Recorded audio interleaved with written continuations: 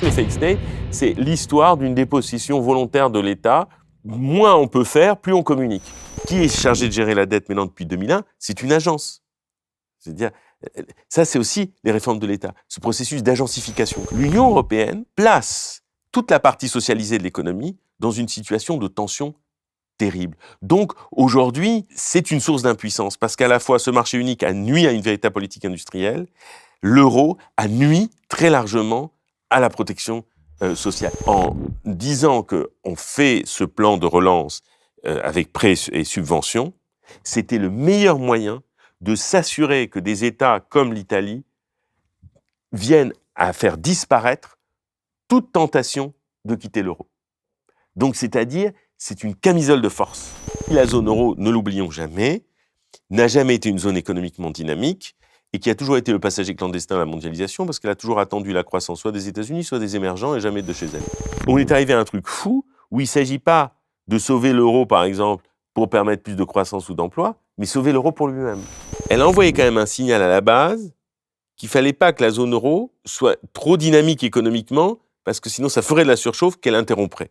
Donc déjà, il y avait un truc vicié dans le truc à la base. Évidemment, qui va payer les prix de ça ? C'est les populations. Certains s'arrangeront pour que le plus grand nombre trinque aussi.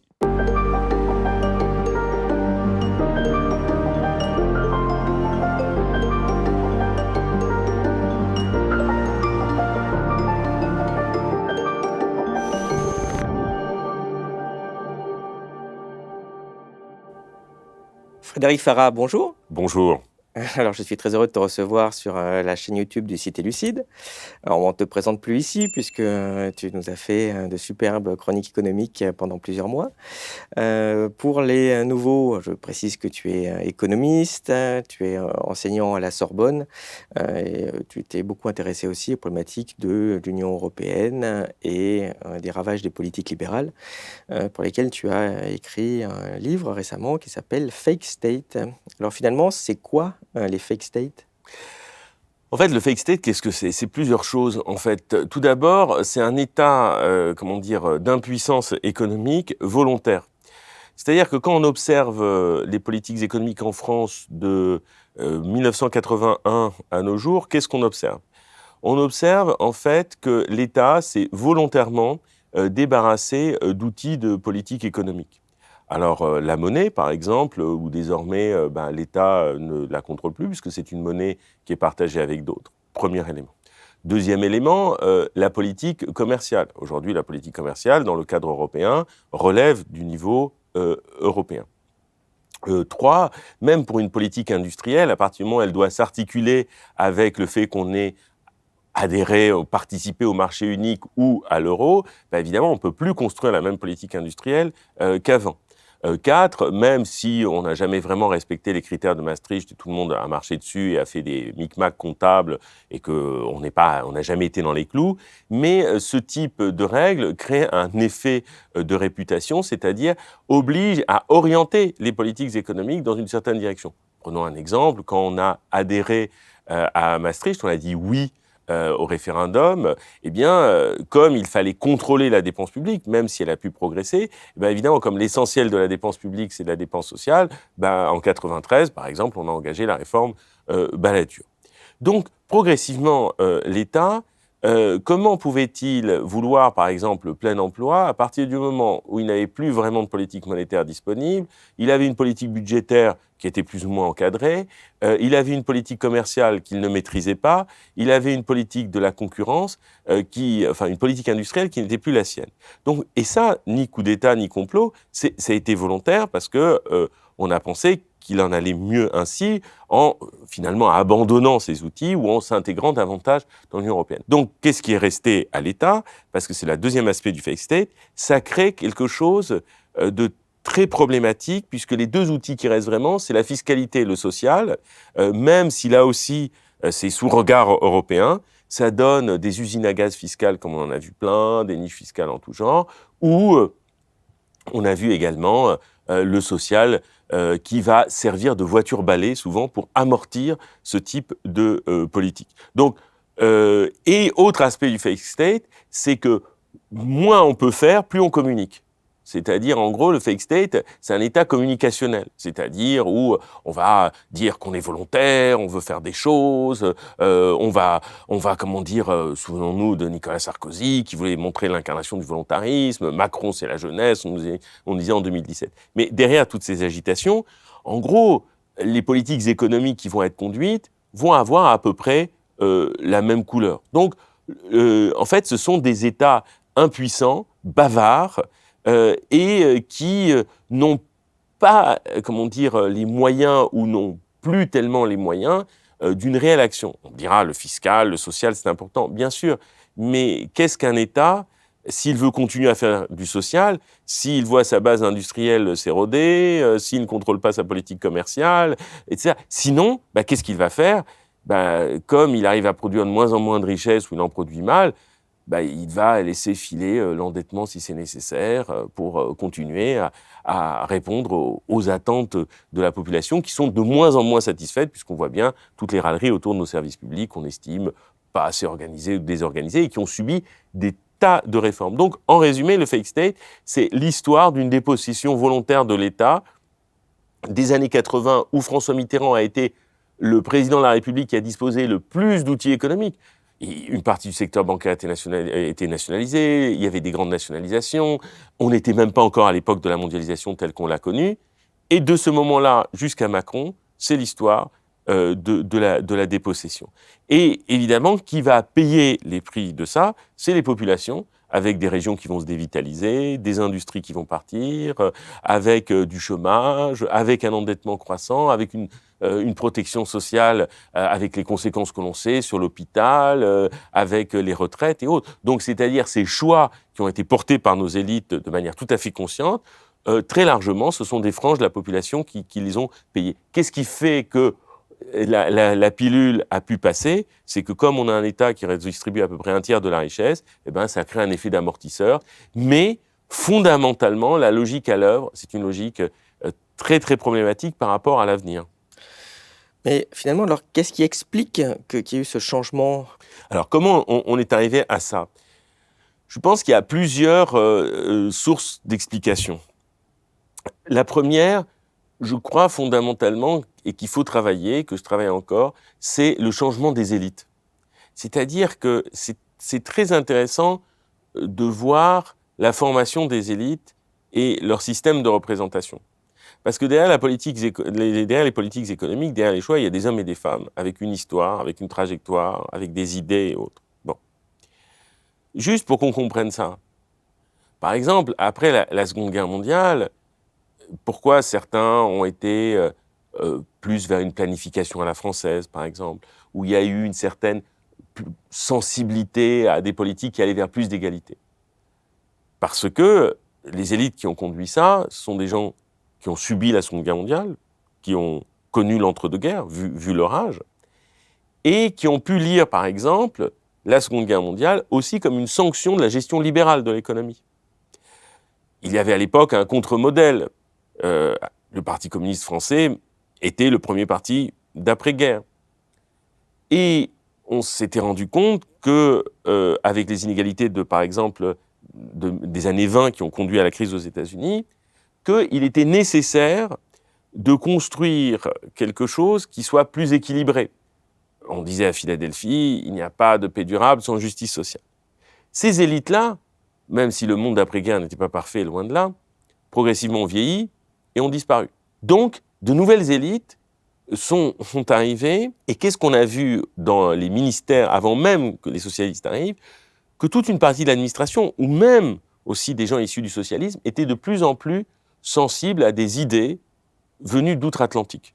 C'est-à-dire, aux États-Unis, à ce moment-là, on est dans un reflux du keynésianisme. Les heures de gloire du keynésianisme aux États-Unis, c'est jusqu'en 63-65.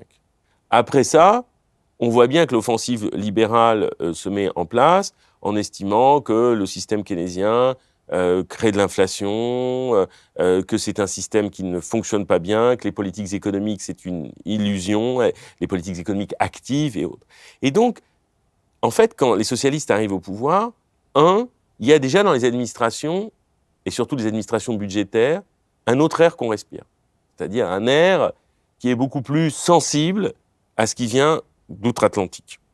D'autre part, à l'intérieur du Parti socialiste, même si on a l'impression que c'est la ligne d'Épinay, c'est-à-dire plutôt chevènementiste, qui gagne avec le congrès de Metz, où on a l'impression que Rocard est mis en minorité ou en difficulté, il est certain qu'à l'intérieur du parti, déjà culturellement, la deuxième gauche a gagné. Et elle pense que la gauche, dite première gauche, jacobine, pour l'industrie, centralisatrice et autres, est du passé. Et elle attend son heure, avec Jacques Delors, qui en est la figure la plus aboutie, pour faire la bascule, cette fois-ci, dans la politique, dans les politiques économiques qu'on va mener. Donc, il y a déjà un changement d'élite, et ce changement d'élite va se retrouver beaucoup plus tard, quand on va voir à l'intérieur de l'État des réformes qui commencent dès les années 80, ensuite 90, où on pense que le privé ou la référence au privé est plus souhaitable, et avec des élites qui vont être de plus en plus aussi issues du monde des écoles de commerce. Et on va le voir aussi à travers la mutation de Sciences Po, où on va abandonner par exemple la section service public pour appeler ça affaires publiques. Et avec la montée en puissance d'une administration à partir de 86, de deux administrations, Bercy, alors autrefois c'était le Louvre, ensuite c'est devenu Bercy, avec le fait des privatisations, qui va donner de plus en plus de pouvoir à cette administration, et dans le même temps, comme sorte d'alliance, une autre administration qui va monter en puissance et qui jusque-là était relativement marginale, la Commission européenne. La Commission européenne prend vraiment de la puissance à partir du marché unique, pas avant. Je veux dire, avant, son rôle dans la construction européenne des années 50 jusqu'aux années 80 est un rôle, somme toute, assez marginal. Donc, il y a une mutation des élites à l'œuvre, il y a un changement de représentation, et ensuite, je tiens à dire, il y a aussi, à l'intérieur du pouvoir socialiste, cette idée. Comme le socialisme à la française ne marchait pas, 81 c'est un échec, 82 et autres, François Mitterrand et les socialistes d'alors ont deux idées pour essayer de trouver un projet de substitution à cet échec. Une déclinaison, on va dire, culturelle, et une déclinaison économique de ce projet. La déclinaison culturelle, sur laquelle je ne m'étendrai pas, c'est l'idée d'une société plus multiculturelle à travers la promotion de SOS Racisme dans les années 80 avec Harlem Désir et autres, l'idée qu'il fallait que la société française soit plus ouverte. Et deuxième chose, c'était l'Europe. Donc, avec cette phrase de Mitterrand qui était à peu près celle-ci, tu as une patrie, la France, tu as un avenir, l'Europe. Et le choix, comment dire, de l'Europe va pousser dans ces directions, puisque le mode de régulation de l'Europe, son ADN, c'est un ADN de libre-échange. C'est-à-dire, et qui dit le libre-échange, dit croyance dans le marché avec son système de prix pour réguler l'activité économique. Donc, et troisièmement, je crois quelque chose qu'il faudrait réfléchir davantage, cette idée que nous ne sommes plus une grande puissance. C'est le discours défaitiste qui avait été déjà porté dans les années 70 par Giscard. On n'est pas très nombreux dans un monde beaucoup plus vaste. Qu'est-ce qu'on pèse? Pas grand-chose. Et donc, on ne peut plus faire grand-chose. Un discours qui allait vers l'impuissance, en disant, si on s'associe à l'Europe, plus on met des gens ensemble, plus on est fort. Voilà. Un truc assez basique. Mais on voit parfois le niveau d'argument. Quand on a voulu faire le quinquennat, Valéry Giscard d'Estaing avait dit « parce que c'est moderne ». Degré zéro d'argumentation, parce que c'est moderne, ça ne veut rien dire en fait. Et ce discours a été renforcé à partir des années 90. Le discours de la mondialisation devient le grand thème explicatif à partir de 95-96, où on va dire, il y a comme une espèce de force qui s'impose à nous, c'est la mondialisation.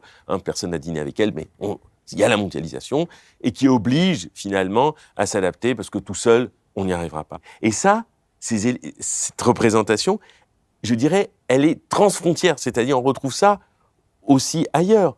Quand on voit par exemple aujourd'hui comment Mario Draghi conduit des réformes en Italie, c'est la même chose, quoi. Il faut mettre un peu plus de concurrence, ça ira mieux, il faut réformer les administrations, il faut penser les administrations comme si c'était quelque chose du privé. Finalement, on a un imaginaire, si on y réfléchit bien, assez simpliste. Je veux dire, assez pauvre. Parce qu'on aurait pu s'appuyer sur des traditions nationales en disant il y a des choses à apprendre.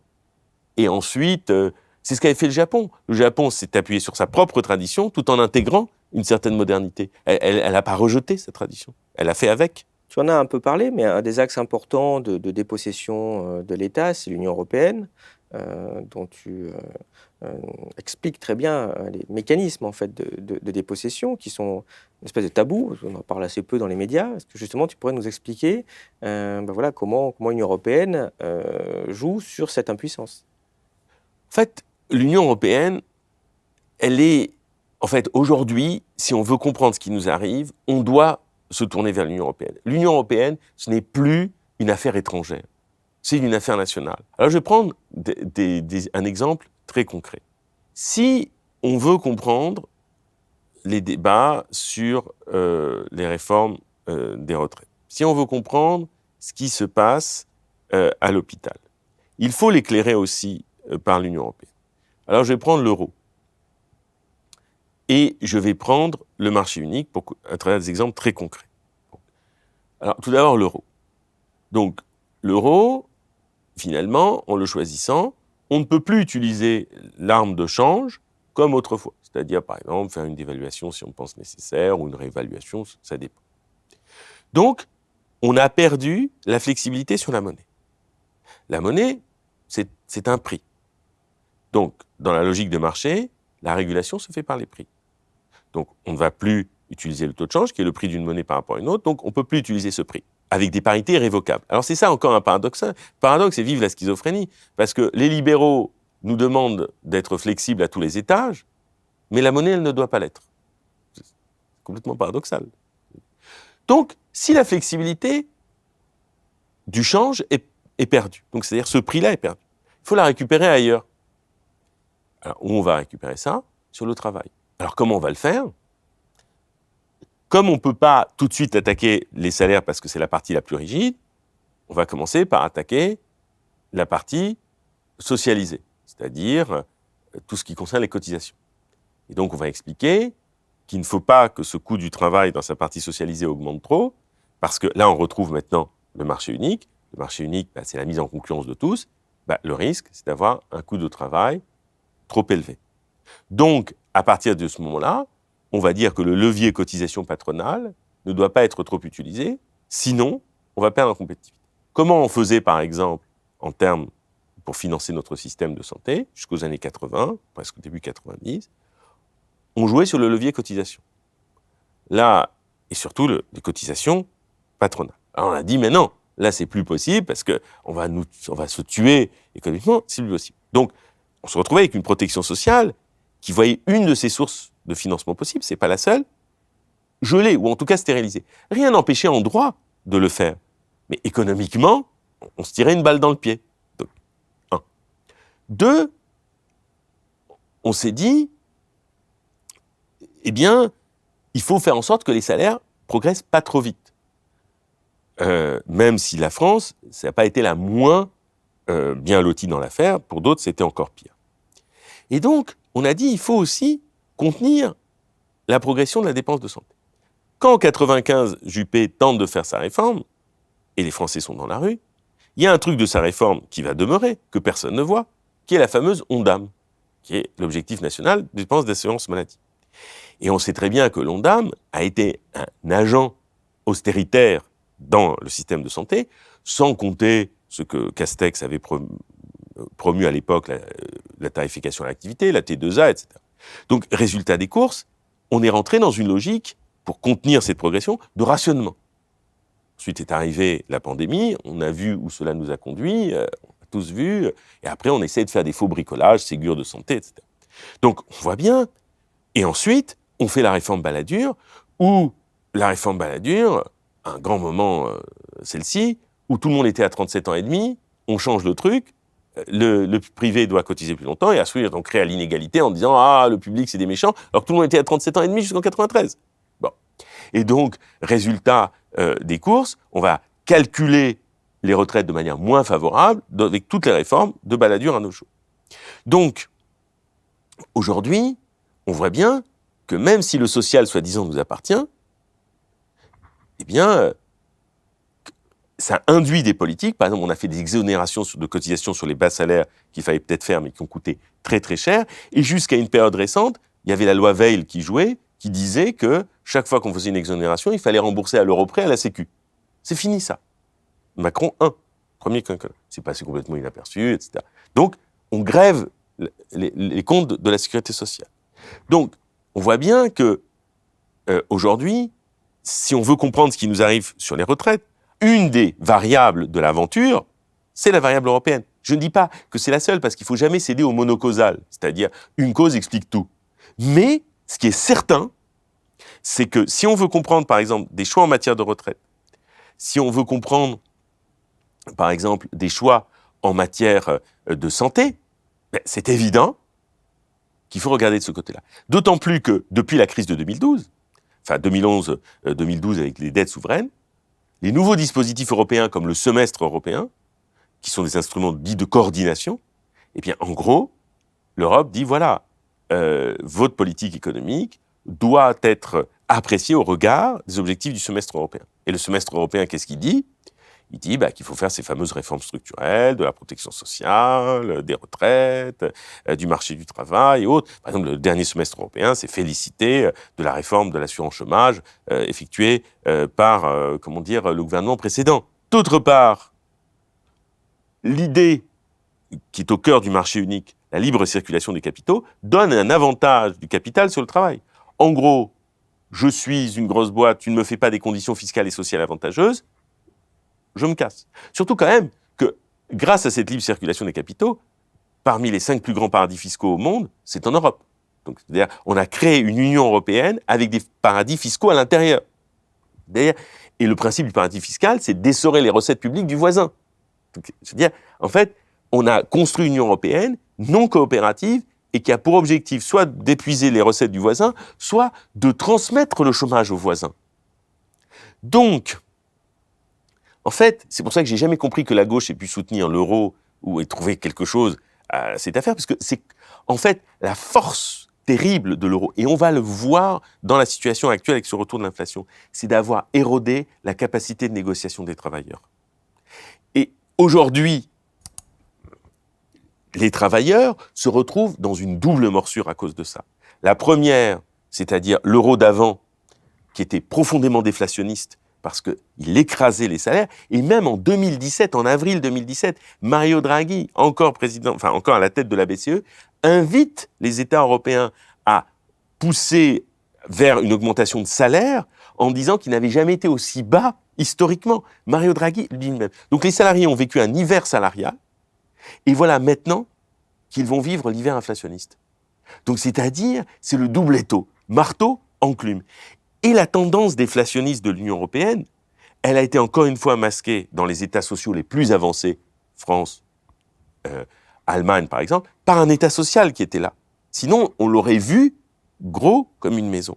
Donc, l'Union européenne place toute la partie socialisée de l'économie dans une situation de tension terrible. Donc, aujourd'hui, c'est une source d'impuissance, parce qu'à la fois, ce marché unique a nui à une véritable politique industrielle, l'euro a nui très largement à la protection sociale. Les transformations et les orientations de réforme du marché du travail et de la protection sociale doivent être compris par les choix européens.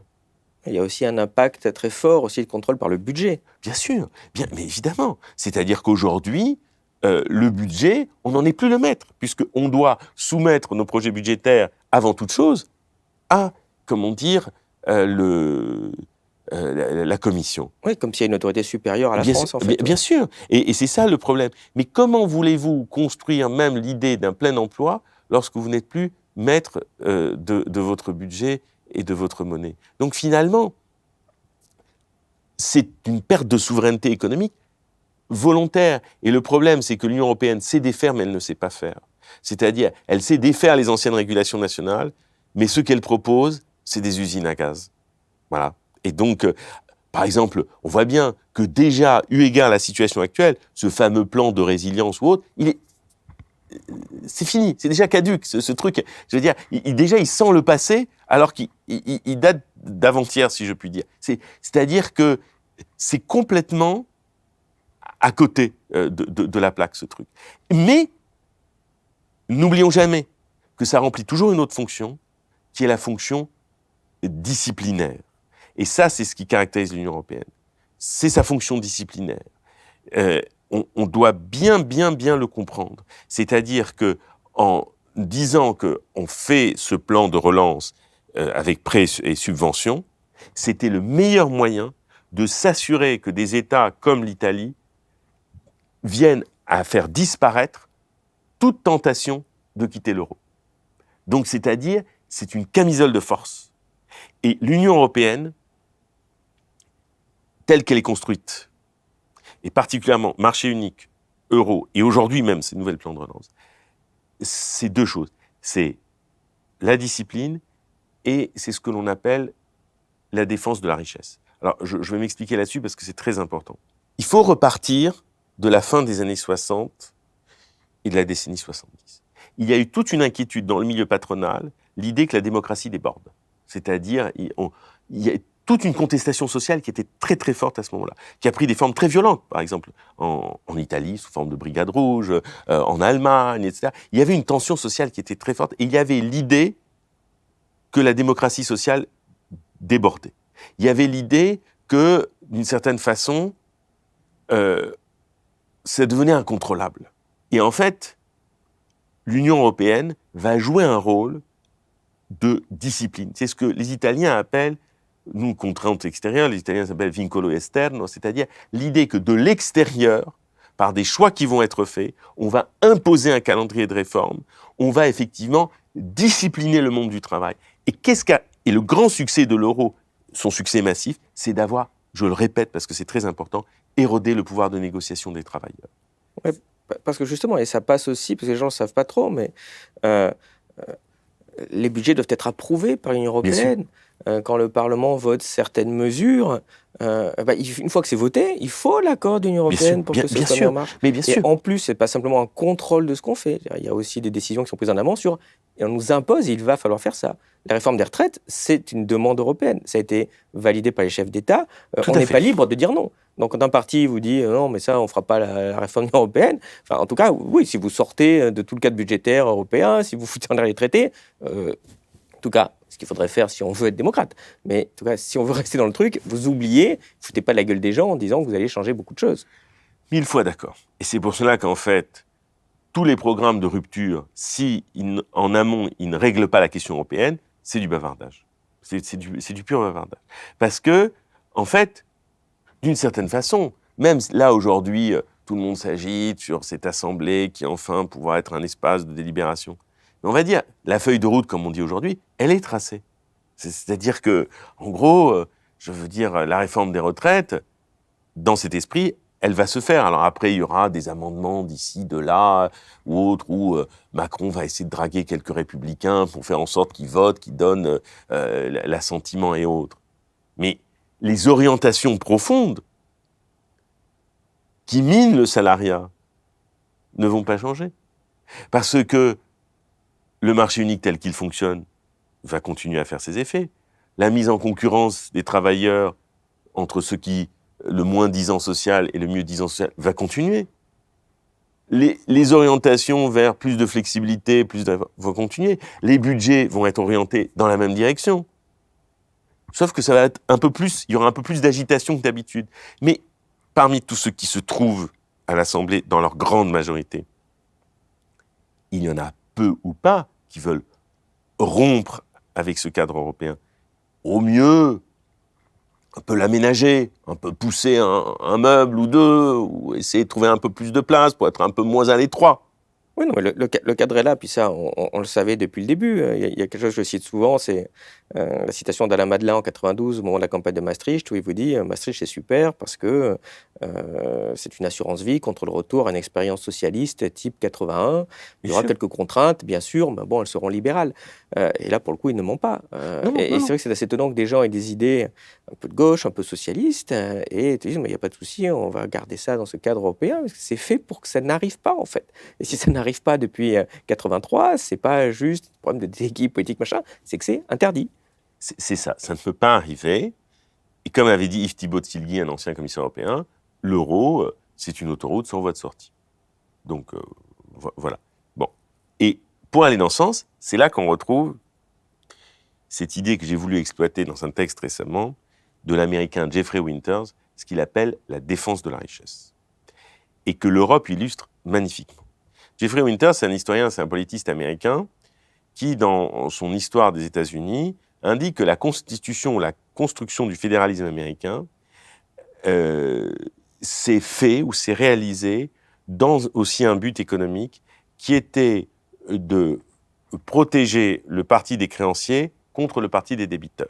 C'est-à-dire qu'il dit qu'il y a, au moment après la guerre d'indépendance, il y a une crise économique, et il va y avoir beaucoup de paysans endettés, beaucoup d'agriculteurs qui vont l'être, et il va y avoir des États qui vont vouloir se montrer plutôt attentifs au sort des débiteurs, comme le Rhode Island, et d'autres États qui vont se montrer au contraire très durs, qui vont organiser une répression, le Massachusetts. Bon. Et il va vouloir montrer qu'en gros, il y a deux façons pour que le petit nombre se préserve du plus grand nombre pour défendre sa richesse. Il y a la façon à l'ancienne, qui ne concerne pas le cas américain, mais qui dit que c'est une façon ancienne, c'est-à-dire on utilise la force pour ça. Et la deuxième façon, de manière plus moderne, on mobilise des institutions qui créent un cadre favorable au plus petit nombre par rapport au plus grand nombre, qui fait que même si le suffrage universel a grandi ou s'élargit, ça ne change rien. Voilà. Et c'est ça qui est intéressant. Et l'Union européenne, par son fédéralisme rampant, fait de la défense de la richesse pour faire en sorte que le cadre ne change pas. Un bel exemple, c'est finalement le choix d'une politique monétaire, le choix d'une banque centrale. Dans Maastricht, on a sorti ça du débat politique. Donc, vous pouvez voter tant que vous voulez, ça n'aura aucun impact sur ce que fera la banque centrale. On nous a dit que la banque centrale fallait la confier à des experts, parce que sinon, vous vous rendez compte, les politiques, les peuples, ils font n'importe quoi. Donc, on a des grands experts qui ont créé 1000, 2000, 3000, 4000 milliards d'euros. Donc, l'imprimante chauffe beaucoup, plus beaucoup d'encre. Et on se retrouve, in fine, à avoir un retour de l'inflation qu'on n'a pas connu depuis les années 80. Donc, on se dit, c'est quand même de sacrés génies. C'est pas comme si une grande partie des économistes, je dirais traditionnels, mainstream, qui sont plutôt monétaristes, avaient dit que quand même, là, ça devient un peu n'importe quoi. Non, vous inquiétez pas, il n'y a pas de problème. Comment tu vis ce retour de l'inflation qui est en train de frapper très durement, évidemment les salariés, évidemment les entreprises, parce qu'en plus évidemment ça joue sur le taux de change, donc c'est en train d'apprécier le dollar, et comme nos importations se payent en dollars, tout ce qu'on importe est de plus en plus cher, nos problèmes d'approvisionnement pour les entreprises. Même les rentiers, quand même, qu'on essaie de protéger dans le système, sont en train de se taper 0, 1, 2% d'intérêt quand il y a 7, 8% d'inflation. Et encore, je parle de la France, c'est 10% en Belgique, je crois que c'est 21, 22% en Lituanie, 3 fois rien.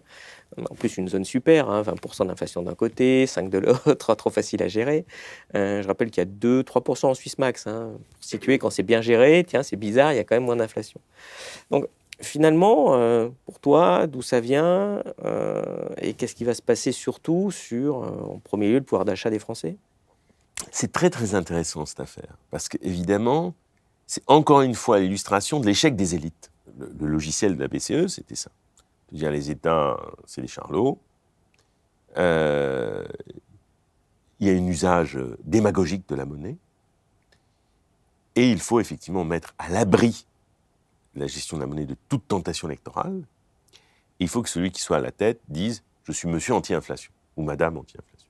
Et c'est très intéressant parce que l'idée, c'était de dire comme l'inflation est contrôlée puisqu'on ne la voyait plus depuis des années, en gros, ça rendait aussi cet hiver salarial un peu plus acceptable. Parce que comme effectivement, dans ces années 90 jusqu'aux années récentes, l'inflation progressait d'une année sur l'autre de manière relative ou contenue, même si cette inflation était cachée dans l'immobilier et dans bon nombre d'actifs, pour l'instant on ne voulait pas le voir, mais elle était là, sauf que dans l'économie réelle on ne la voyait pas encore, mais elle était déjà ailleurs. Mais on la voyait au moins dans un truc très concrètement, avec la progression de l'immobilier. Bon, c'est là où elle nous faisait des clins d'œil de présence, et surtout pour les personnes à revenus modestes, la part du logement dans la dépense devenait de plus en plus importante. Mais la Banque centrale s'en tirait comme ça en disant, voilà, moi je protège le pouvoir d'achat des gens, l'inflation elle progresse peu et tout, et donc ce qui permettait de faire passer un peu plus la pilule amère des progressions salariales modestes. Maintenant, le roi est nu. C'est-à-dire, et encore une fois, nos fameuses élites qui nous disent « dormez tranquille, on contrôle la situation. Dormez tranquille, on va faire le marché unique, vous allez voir, c'est génial. Dormez tranquille, le libre-échange, c'est génial. Dormez tranquille, l'euro, c'est génial. Allons faire du libre-échange partout avec tout le monde en créant des désordres dans tous les sens, c'est génial, etc. Mais on a dit encore un dernier truc où nous sommes quand même en maîtrise, la monnaie, c'est génial. Enfin, on peut nous faire confiance, vous allez voir.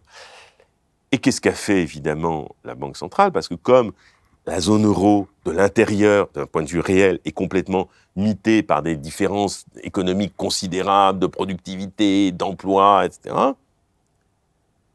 a fabriqué une immense usine à gaz en achetant, comme dit Wolfgang Streeck, du temps.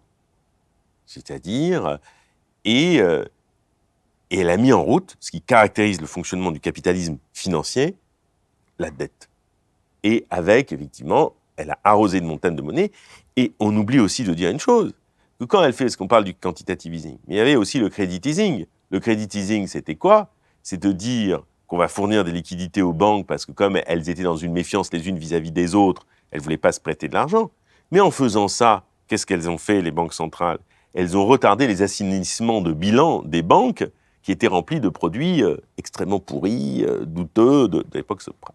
Donc aujourd'hui, effectivement, on a laissé, et on ne contrôle plus cette progression de l'inflation, d'autant plus que le logiciel de la Banque centrale est un problème, parce que là, on veut remonter les taux d'intérêt et autres.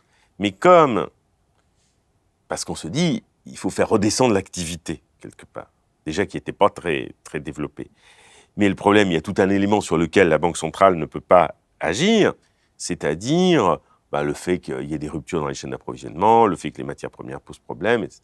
Donc le problème, c'est que maintenant, comme elle ne contrôle de moins en moins l'affaire, et qu'à la fin, sa politique de resserrement des taux va peut-être plus casser l'activité que l'inflation qui va continuer, évidemment, encore une fois, du fait de ces politiques monétaires dont on voit finalement qu'elles posaient plein de problèmes, ce sont les salariés les plus modestes. Bien sûr. On vient de sortir sur Elucide une série d'articles qui détaillent un peu tous ces processus fondamentaux qui sont en train sans doute de préparer une très grande crise financière, qu'on attend d'ailleurs depuis 2008, une poursuite en fait de tout ce mécanisme-là à cause de ces taux d'intérêt. Parce qu'on rappelle que les banques centrales fixent les taux d'intérêt au moins à court moyen terme, le reste c'est plutôt le marché, et c'est quand même un mécanisme extrêmement dangereux. Suite à la crise de 2008, les taux sont devenus nuls, voire négatifs. Ce qui est un vrai problème aussi dans l'économie. Et maintenant, on voit que les taux sont en train d'être remontés par les banques centrales. Alors, certes, pour réduire l'activité économique, mais surtout pour essayer de réduire l'inflation, en fait, puisque c'est un des mécanismes qu'elles ont qui marche plus ou moins bien. Là, c'est un peu compliqué, une partie de l'inflation comme liée à l'énergie chez nous, mais maintenant, ça commence à se répandre partout. Donc, il y a ces tentations, en tout cas ces décisions d'augmenter les taux. Ce qui a été fait aux États-Unis. Les États-Unis, eux, ont vraiment décidé maintenant de couper toute création monétaire, comme l'a fait la Banque centrale européenne, mais de monter fortement les taux. Ils vont vers 3-4% déjà, ils ont dit, d'ici quelques trimestres. La Banque centrale européenne, pour le moment, n'a rien changé. On a dit au mois de juillet, on va augmenter 3 fois rien les taux. Donc ça va créer un très grand différentiel. Et c'est vrai que toute la finance internationale qui circule entre pays, on va se retrouver avec des taux à 4% de rémunération aux États-Unis, certes avec de l'inflation, enfin, comme 4%, c'est mieux que zéro en Europe. Donc ça risque de déstabiliser finalement toute l'économie mondiale, l'économie internationale, renforcer le dollar, donc autrement dit, augmenter encore l'inflation chez nous. Comment tu vois la suite sur ces mécanismes de taux et ces conséquences concrètes, parce que c'est très concret sur la vie des gens, de cette politique? En fait, on voit plusieurs choses. Tout d'abord, la Fed agit, la BCE réagit. Je veux dire. Et ça, c'est une tendance qui est très propre à la BCE. C'est-à-dire, et sur la question du change, ça a souvent été ça. C'est-à-dire que les Américains ont beaucoup manipulé le dollar ces dernières années, et nous, on réagissait même si les fluctuations entre euro et dollar s'étaient calmées ces derniers temps. Là, maintenant, le problème, c'est que la Banque centrale européenne se retrouve face à 3 objectifs avant d'insister sur la question des taux. Enfin, le premier pour elle, c'est comme survivre, si voilà. je peux me permettre. Oui, mais c'est son principal quand même. Bien sûr, mais qu'est-ce qu'elle a fait pourquoi Draghi, en 2012, dit « je ferai tout ce qui est nécessaire », etc. Parce qu'il joue sa peau. Les 3 objectifs, je t'ai coupé. C'était les 3 objectifs. Si on oublie l'objectif principal, qui est sa survie, je suis d'accord. 1, d'essayer de maintenir à flot une activité économique en Europe, puisque de toutes les façons, le rapport budget-monnaie en Europe est très mal foutu. C'est-à-dire, au niveau européen, ce n'est pas ces 700 milliards et autres qui vont changer quoi que ce soit du plan de résilience. 2, les États au niveau national, ils ont un endettement qui risque aussi d'être problématique dans le futur avec l'augmentation des taux en tant que tel. Donc, comment articuler budget et monnaie, c'est très problématique. Donc, la Banque centrale doit continuer à essayer de faire soutenir l'activité dans la zone euro, qui, la zone euro, ne l'oublions jamais, n'a jamais été une zone économiquement dynamique et qui a toujours été le passager clandestin à la mondialisation parce qu'elle a toujours attendu la croissance soit des États-Unis, soit des émergents et jamais de chez elle. Donc, de toutes les façons. Ça, c'est 1. 2, contenir cette inflation dont elle ne sait plus comment faire pour la contenir et qu'elle n'y arrive plus. Et 3, un des canaux d'une future crise, c'est une nouvelle crise des dettes souveraines. Et qui, cette fois-ci, pourrait concerner des États qui ne pèsent pas environ 2% du PIB comme la Grèce, mais des morceaux comme l'Italie. Surtout que la France. Hein. Et la France. On a dépassé la dette italienne grâce à Macron, quand même. Chapeau, a réussi à dépasser la dette italienne. En 2008, on se rappelle, là, l'écart de la dette italienne, c'est gigantesque. Quand même, on a réussi à la dépasser. Hein. Exactement. Et donc la France peut-être, et l'Italie, sachant que l'Italie, de la dette italienne, il y en a énormément dans les banques françaises. Donc à partir du moment où elle commence à vouloir dire qu'elle va augmenter les taux, les marchés rentrent en tension et on voit des écarts. On a vu sur les obligations à 10 ans, les taux qui commencent à devenir plus tendus. Alors là, Madame Lagarde dit on va essayer de trouver un instrument qui va être particulier, anti-fragmentation, pour essayer d'empêcher que le truc explose, etc. Donc on ne sait pas très bien quelle formule ça va prendre, mais c'est en cours d'explication, c'est en cours de réalisation. Bon. Donc, résultat des courses, on va aller vers cette augmentation des taux, parce qu'en fait, on ne sait pas quoi faire d'autre. Donc, de toutes les façons, c'est par là que ça va se passer. Et d'autant plus que si les États-Unis ont des propositions pareilles, ça va faire une pompe aspirante, donc ça va aller vers les États-Unis. Et résultat des courses, l'épargne européenne très abondante risquerait d'aller voir du côté américain. Je rappelle quand même un épisode qu'il ne faut pas oublier. Pendant les années Clinton, 93-2000, où l'économie américaine, peu importe ce qu'on pensera de Clinton, avait créé 20 millions d'emplois et autres, nous, on était dans des décennies de croissance molle en Europe dans les années 90. Et où était partie l'épargne européenne ? Elle était partie aux États-Unis. C'est-à-dire, nous avons financé avec l'épargne européenne très largement la croissance clintonienne. Je veux dire, pendant que nous, on était dans la bonne croissance molle, où on était à une inflation, on était à la limite de la déflation dans les années 90. Bon. Là, évidemment, n'oublions pas que l'Europe vit sur une montagne d'épargne. Je veux dire, on est une zone excédentaire en matière d'épargne. Et ça aussi, ça pose un problème. C'est-à-dire qu'on a une épargne très importante, et donc il y a un problème vis-à-vis de l'investissement, puisque cette épargne ne se transforme pas pleinement en des investissements. Donc, on a un déséquilibre. C'est de l'épargne spéculative, en fait. C'est de l'épargne spéculative, voilà. Et donc, le problème, c'est que cette épargne, elle va être aspirée par le monde américain, qui va proposer des choses beaucoup plus intéressantes. Donc, nous, on va être à la ramasse. Donc, il va falloir qu'à un moment donné, on fasse des augmentations de taux, peut-être qui vont être encore plus rapides, parce que là, pour l'instant, on dit non, on va y aller cool, on va pas trop se fâcher. Mais qui va payer ça largement ? Les entreprises et les particuliers. Et comme en plus on est dans cette logique européenne où on se fait tous de la concurrence, on va dire il ne faut pas que les salaires augmentent trop. Parce que si les salaires augmentent trop, comment on va être compétitif ? Ça ne va pas. Je veux dire, c'est un vrai problème. Donc en fait, on va se retrouver avec des salariés et des entreprises, encore une fois dans une tenaille de taux d'intérêt qui, à mon avis, inévitablement vont repartir à la hausse, et de l'autre côté, comme on dit, un pouvoir d'achat qui va se dégrader et des conditions de financement pour les entreprises qui vont devenir mauvaises. Et en plus, avec un cas américain où l'épargne pourrait aller là-bas, et avec le risque de se retrouver à nouveau où la Banque centrale va refaire ce qu'elle a fait jusqu'à récemment, c'est-à-dire réinjecter, faire du quantitative easing pour éviter l'éclatement de la zone, parce que qu'est-ce qui va créer en plus de la défiance à l'égard des investisseurs, de la part des investisseurs, c'est de voir qu'on va rentrer dans une stagnation économique. Donc, et on va se dire que des États fragiles, Portugal, Espagne, même l'Italie, et on voit bien la limite de ça. L'Italie, elle a mis à sa tête quelqu'un qui, en gros, fait du mémorandum type grec, mais soft. C'est-à-dire, on a mis Mario Draghi là pour faire passer toute une série de réformes que l'Union européenne attend de l'Italie. Elle a beau faire ça, ben on a vu que très vite, sa dette peut rentrer en tension, malgré toutes les réformes structurelles que Draghi met en place. Donc je pense qu'effectivement, la crise financière, elle est dans l'air, surtout que grâce à ces interventions un peu particulières des banques centrales, on avait cassé la logique de tous les 7 ans. Tous les 7 ans, il y en avait une qui était énorme. 87, 94, 2001, 2008. Là, c'est interrompu. Donc, là, on peut se payer à la crise économique, à la crise géopolitique, la crise financière. Ouais, elle sera 2 fois plus grosse au bout de 14 ans, finalement. Oui. Hein. On aura gardé ça. Il faut quand même bien comprendre ce qui s'est passé. C'est quand même important. En 2015, 2016, l'inflation était devenue nulle dans la Bien zone. sûr. On craignait qu'elle soit négative. C'est très mauvais, l'inflation négative. Et donc, la Banque centrale a dit, comme l'inflation est trop basse, je vais faire ce que tu as appelé du quantitative easing. Donc, je vais faire de la création monétaire.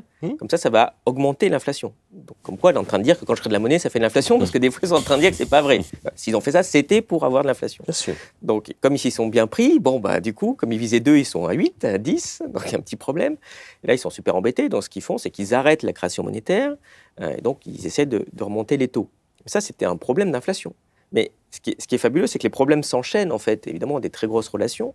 Et quand elle faisait la création monétaire, elle ne le faisait pas comme dans les années 70, où elle faisait des chèques à l'État, qu'ils dépensaient, qu'ils faisaient de l'inflation immédiatement au prix de la consommation.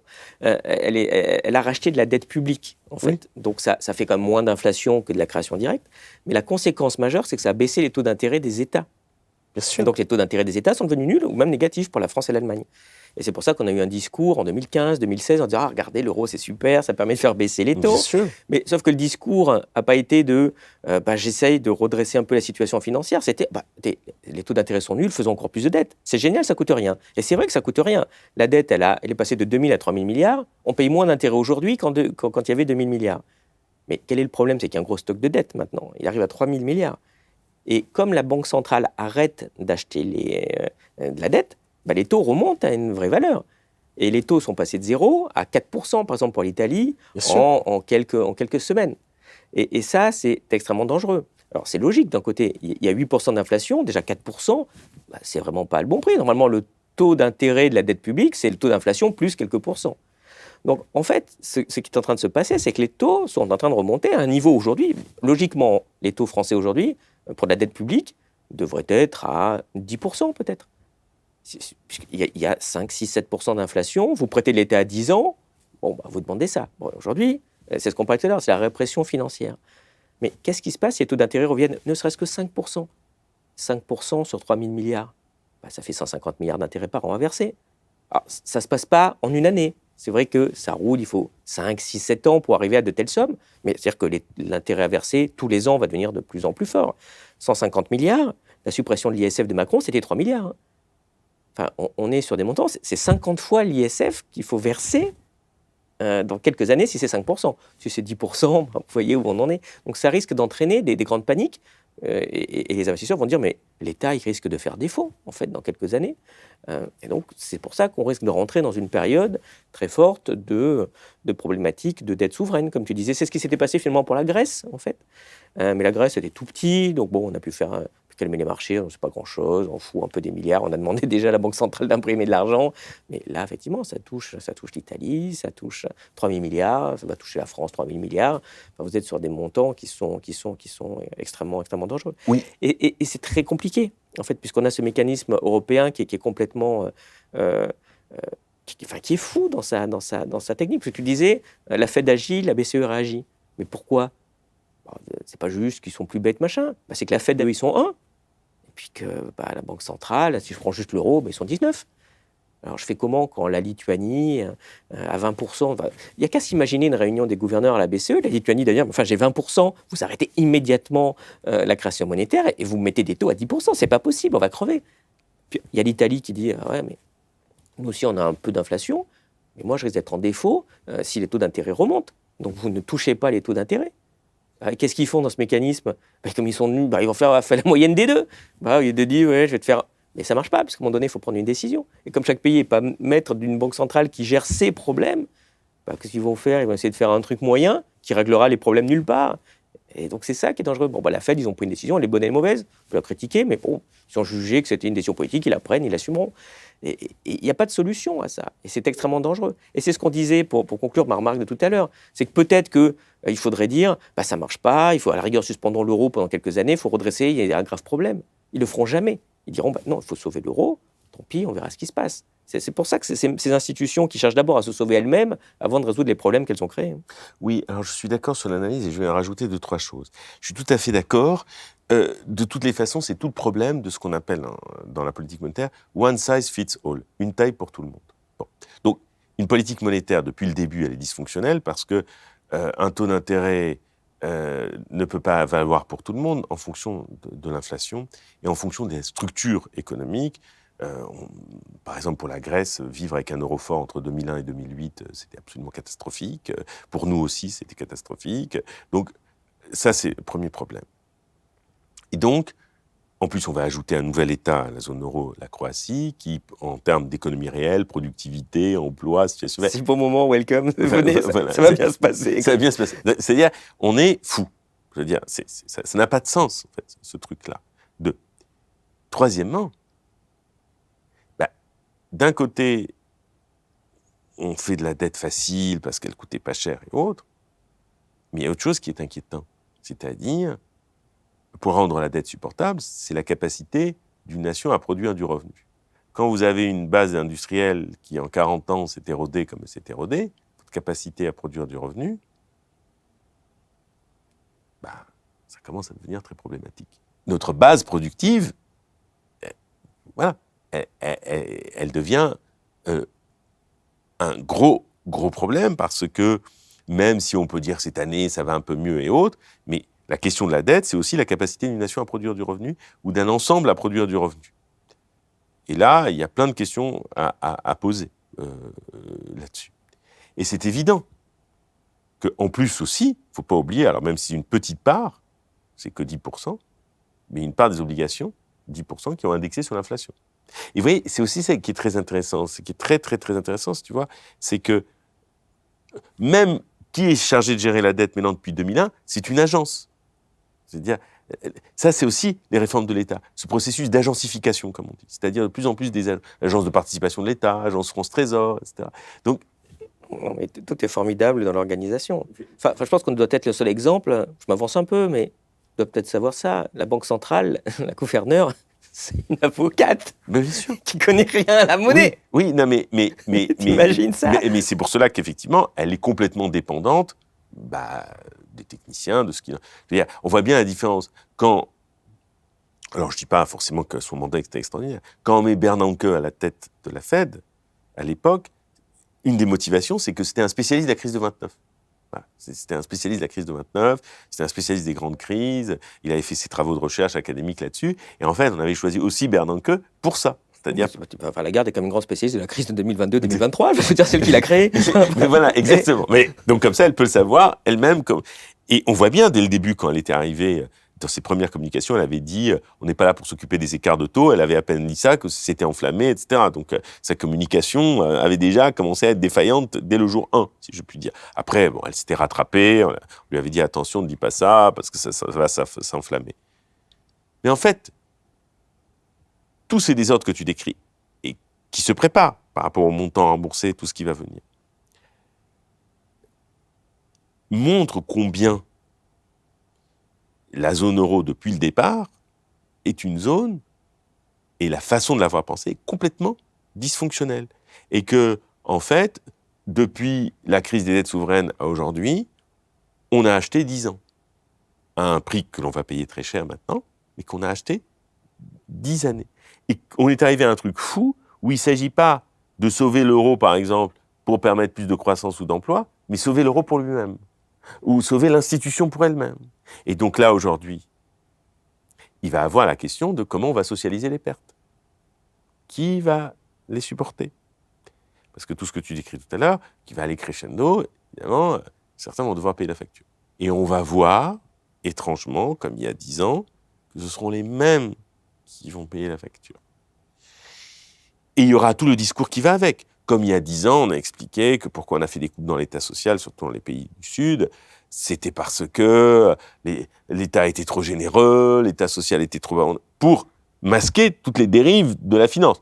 Là, on trouvera un autre discours pour expliquer que ce soit un peu les mêmes qui supportent, comment dire, ce qui est en train de se préparer. Parce que, en fait... C'est pour l'Europe, écoute, il faut souffrir. Il faut souffrir pour l'Europe, c'est vrai. Quand même, ça ne peut pas venir, c'est le paradis dans quelques siècles qui sera mis en place. Exactement.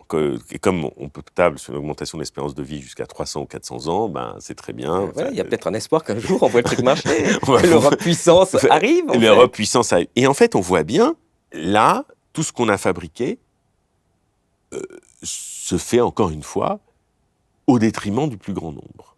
Parce que, en fait, l'Europe a été construite avec cette idée folle, l'Europe pour les peuples, sans les peuples.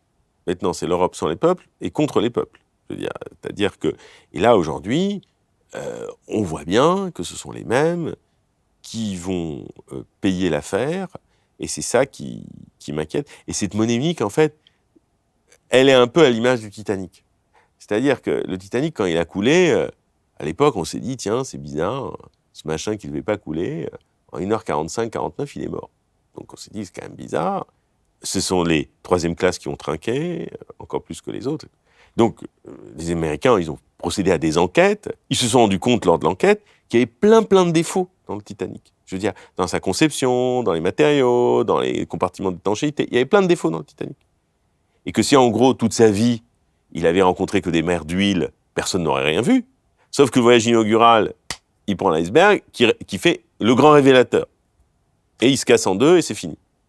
Bah, l'euro, c'est un peu comme le Titanic. C'est-à-dire qu'en gros, si on était dans le monde rêvé de la théorie et de ceux qui l'ont conçu, qui, je ne sais pas où ils habitaient, dans quelle planète, bah, ce truc aurait pu, comme ça, continuer sa route. Là, il prend un premier iceberg, il a 2 doigts de casser, on trouve une rustine complètement folle, avec les politiques monétaires que l'on a vues, où on a dit on va acheter du temps, et on a acheté 10 ans. Maintenant, on se dit, c'est quoi la martingale? Comment on peut faire pour, maintenant que le truc, on le contrôle plus, cette inflation qui revient, en plus l'environnement géopolitique, géostratégique, à côté, on ne le maîtrise pas non plus, et donc on se dit, on est dans la même logique, racheter du temps. Et en fait, ce que ont fait les banques centrales avec les conséquences que l'on voit maintenant, c'est d'avoir acheté du temps. Mais d'acheter du temps, mais à un prix très élevé. Et que certains vont payer maintenant très amplement, très largement, et de manière très concrète, en allant à la pompe pour mettre de l'essence dans la voiture, pour se nourrir, pour circuler, et ainsi de suite. Si je peux me permettre, comme une petite différence par rapport au Titanic, c'est qu'à peu près tous les spécialistes de la monnaie sur la planète on dit dès le début, c'est quand même n'importe quoi votre truc, ça va pas marcher. Enfin, mis à part peut-être 2-3 intégristes en Europe. Enfin, si tu demandes à des Américains, des Asiatiques qui connaissent, c'est n'importe quoi votre truc. Et c'est intéressant de voir que c'était vrai quel que soit le champ politique. Milton Friedman, droite très dure, avait dit c'est n'importe pourquoi voulez-vous faire mal en fait, ça marchera pas votre truc. Oui. Maurice Allais, qui était un peu un mix entre un libéral un peu socialiste, avait dit ouais, peut-être faites d'abord un vrai État européen, puis après vous faites la monnaie, ça marchera bien. Stiglitz, à gauche, vous dit aussi puis ça marchera pas. Enfin, tous les prix Nobel d'économie qui connaissent la monnaie t'expliquent que ça peut pas marcher. Donc en fait, c'est comme si le Titanic, tous les ingénieurs avaient dit ça marchera pas, et c'était pas le cas. Là, ce qu'il faut, c'est qu'on l'a fait alors que les spécialistes te disaient de pas le faire. Tu avais tout le champ politique, tu disais ouais, ça va être super l'euro. Il n'y a qu'une catégorie de personnes qui te disaient ça va pas marcher, c'était ceux qui connaissaient la monnaie. Donc on voit l'aspect un peu intégriste politique. C'est vrai que maintenant on en arrive au stade, comme tu disais, quoi. C'est un peu le syndrome du fumeur. J'ai 75 ans, je fume 3 paquets de clopes depuis 50 ans, j'ai une tache au poumon. Bon allez, comment on résout le problème, tu vois, en train de te dire, bon, tu as peut-être gagné un peu de temps, mais enfin, c'est cotise plus pour la retraite, quoi. C'est exactement ça. Et juste pour rebondir à ça, ce qui est très intéressant, c'est que les meilleures critiques de l'euro viennent du monde anglo-saxon. C'est ça qui est intéressant. Et que, en fait, ce qui se passe aujourd'hui, en fait, pour l'euro, il y avait, comme on avait dit, il y avait la stratégie du couronnement et la stratégie Nike. La stratégie Nike, just do it, peu importe si c'est pas réalisé, la convergence réelle. Et la stratégie du couronnement, c'est que quand vous aurez vraiment convergé, vous mettez une monnaie. C'est l'échec de la stratégie Nike. Je veux dire, just do it, on a vu ce que c'est. Je sais pas, parce que comme tous les peuples sont bien Nikés, là. Quand Oui, même, moi, je exactement. Voilà. Et le problème, c'est que on a réussi à créer, dans une certaine mesure, du SME empire. Parce que, par exemple, on avait vu à l'époque, par exemple, si je prends dans les tempêtes spéculatives de 92-93, l'Italie, qui subissait une austérité budgétaire pour pouvoir rester dans la zone euro et pouvoir s'y demeurer, avait utilisé, par exemple, une très forte dévaluation à ce moment-là pour se redonner un peu de souffle, par exemple. Donc il y avait encore, alors je ne dis pas que c'est la réponse d'aujourd'hui, qu'il faut faire une dévaluation, mais c'est-à-dire, il y avait des mécanismes encore d'ajustement. Avant, par exemple, la bande de fluctuation était plus ou moins de 25, puis comme le système était complètement dysfonctionnel, on a fait exploser la bande de fluctuation à plus ou moins 15, etc. Ouais, c'est parce que quand les monnaies existaient, on essaie de faire en sorte que ça ne fluctue pas trop, sinon c'est compliqué dans la zone, si on n'a pas de visibilité, c'est un vrai problème. Voilà. C'est extrêmement compliqué à réaliser. Et c'est vrai qu'au voilà, au bout du bout, on en arrive à cette situation assez pénible, où les gens déjà souffrent en fait. Hein. Bien sûr. Moi, je suis assez étonné aussi, on a sorti un papier sur le chômage, où on essaie de faire croire déjà qu'aujourd'hui, le chômage, ça va mieux, ça baisse sans arrêt, alors qu'on voit très bien que si tu regardes le bon indicateur, la situation, elle est loin d'être heureuse, en particulier sur l'ensemble des personnes inscrites à Pôle emploi, qui représentent presque un actif sur 4, sont inscrits à Pôle emploi. Alors certains travaillent, mais ils ne travaillent pas bien, dans des bonnes conditions, ils voudraient mieux. En tout cas, une insatisfaction qui est très forte. Comment tu juges ça, et est-ce que tu penses que ça peut s'aggraver ? Oui, parce que, en fait, j'ai peur que à ces désordres monétaires s'ajoutent ces désordres, économiques, parce que la zone euro n'a jamais été une zone dynamique et que les gens sont effectivement déjà en train de souffrir, ils souffrent déjà. Parce que, pourquoi ça n'a jamais été une zone dynamique? Et c'est là où, en fait, cette histoire, c'est une histoire qui rend fou. C'est une histoire... Parce que, comme elle avait fait de la stabilité des prix, disait-elle, son horizon. En fait, elle avait envoyé pendant des années ce signal-là. Si l'activité devenait trop élevée, ça crée de la surchauffe, il y aurait de l'inflation, on releverait les taux d'intérêt, on arrête ça. Donc en gros, elle a envoyé quand même un signal à la base qu'il ne fallait pas que la zone euro soit trop dynamique économiquement, parce que sinon ça ferait de la surchauffe qu'elle interromprait. Donc déjà, il y avait un truc vicié dans le truc à la base. Ouais, attends, on va pas en faire les 30 glorieuses, ça va pas, toi. Non, voilà. Et donc, en fait, c'est réussi. Hein.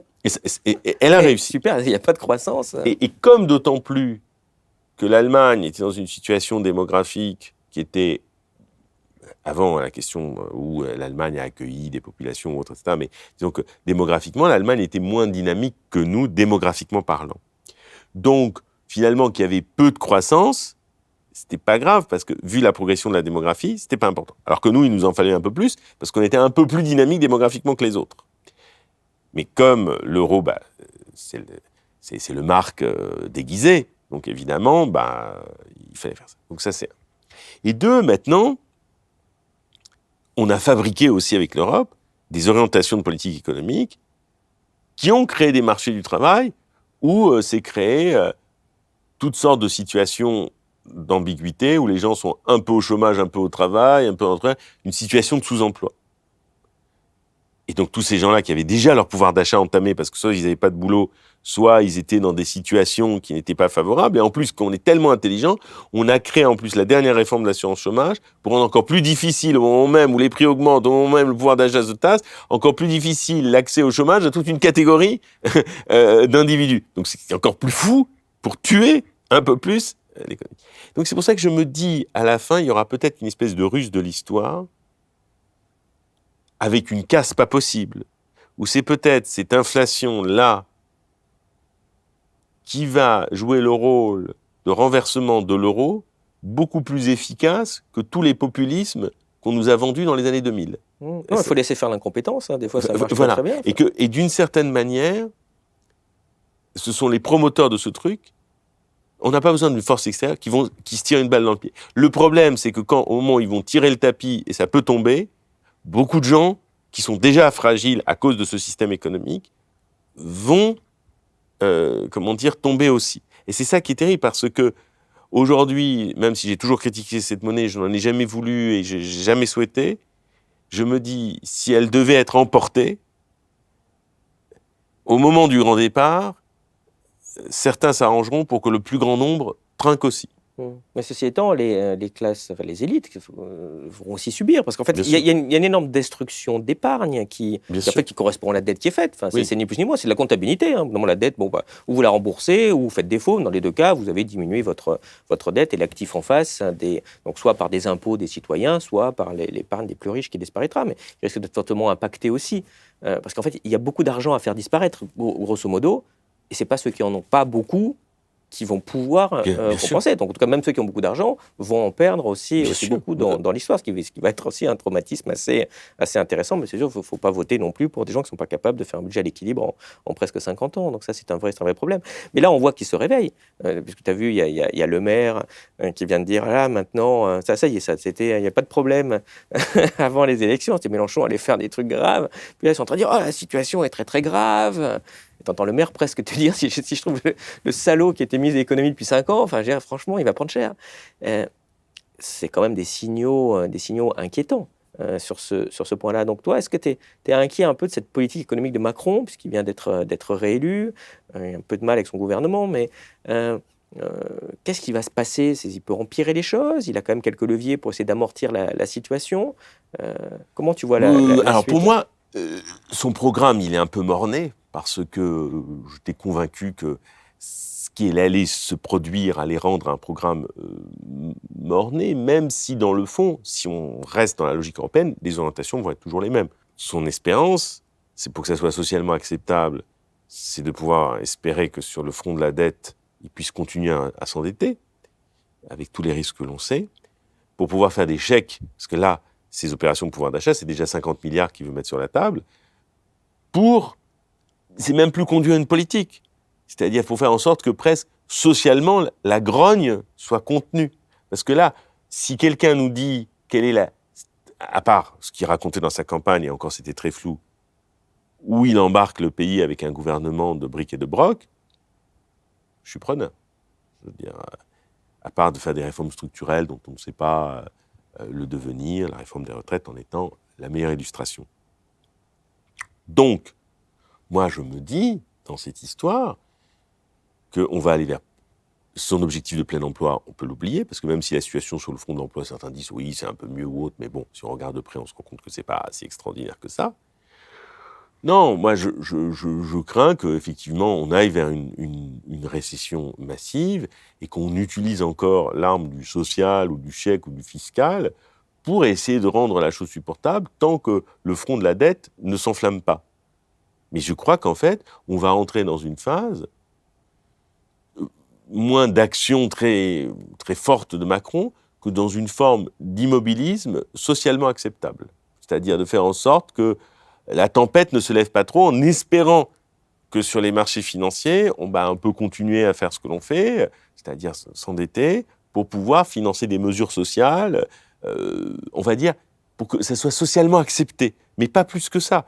Mais la réforme des retraites, évidemment, même si l'Europe l'attend, ça va être une véritable guérilla, non pas parce que les autres forces politiques pensent qu'il ne faut pas faire de réforme de retraite, mais elles jouent aussi leur propre survie. C'est-à-dire, il serait très bizarre qu'elles se mettent derrière Macron pour dire on va faire la réforme de Macron.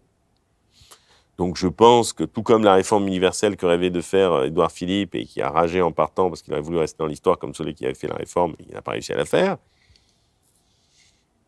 je pense qu'on va vers une sorte d'enlisement avec un pouvoir d'achat qui va se détériorer de plus en plus pour le plus grand nombre, avec le développement d'une nouvelle pauvreté qui est déjà là, mais qui va s'amplifier.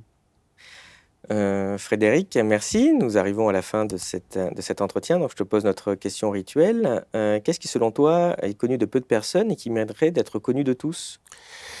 Moi, je pense, et on l'a dit tout à l'heure, mais vraiment, et je pense que c'était au cœur de notre interview, que les gens se rendent compte que ce qui arrive à l'hôpital, ce qui arrive dans la retraite, que les gens comprennent le lien une fois pour toutes avec les choix européens qui ont été faits. Jusque-là, ce lien n'est pas vraiment bien compris, n'est pas vraiment bien vu, on pense que c'est lointain. Et que pour moi, c'est vraiment important de corréler ce que nous avons vécu aussi dans le confinement, ce que nous avons vécu dans la pandémie, et la situation de notre hôpital avec nos choix européens, et qu'on fasse le lien entre ça et l'euro et le marché unique. Ça me paraît essentiel. Et ne pas croire que ce sont deux réalités essentielles, deux réalités séparées, mais ce sont deux réalités essentielles qui sont liées. Et il ne faut jamais, jamais l'oublier. Je pense qu'on ne le sait pas assez et on ne comprend pas toujours le lien entre les deux.